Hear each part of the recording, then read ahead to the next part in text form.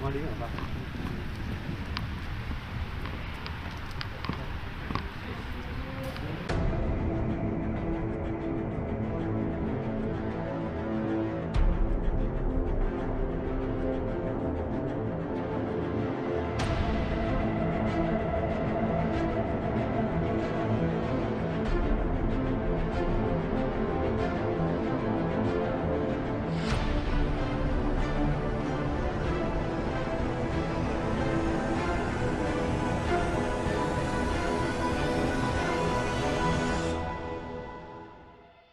Et ben, ça commence par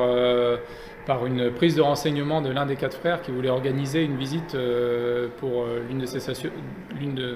association dont il s'occupe, donc une visite de groupe donc, qui s'est passée l'été dernier, en août 2020. Et donc au terme de cette visite, voilà, donc, qui les a forcément touchés et qui leur a forcément plu, Guy Marie, donc, qui est l'un des quatre frères, nous a proposé de faire don du drapeau utilisé par son père, drapeau français avec un écusson de la Croix de Lorraine représentant la France libre,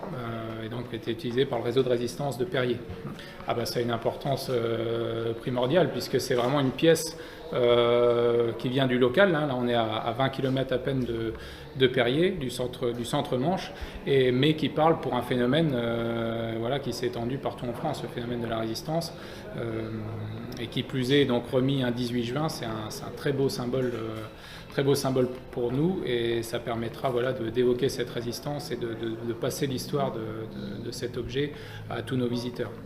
Je m'appelle Pascal Marie, j'habite dans le département de la Manche depuis un an, puisque je résidais à Lille avant, et donc je suis revenu ici et j'ai retrouvé mes frères ici justement, et depuis pas mal de temps on est plus en demande d'informations concernant le passé et l'histoire de notre père, qui je sais, a fait partie de la résistance puisqu'il a créé un réseau de résistance sur le secteur de Perrier dont il a fait partie. Il a notamment participé à des actes de sabotage sur la ligne de chemin de fer de Cherbourg-Coutances. Ensuite, il a eu des renseignements, il a obtenu des renseignements et il a fait partie de ce groupe-là en essayant de trouver des gens qui puissent participer et l'aider, sachant qu'à tout moment, il y avait des risques énormes pour eux. Notamment, on sait qu'à une époque, il a dû faire un échange, aller chercher et cacher des armes dont il a passé, et ça apparaît dans un livre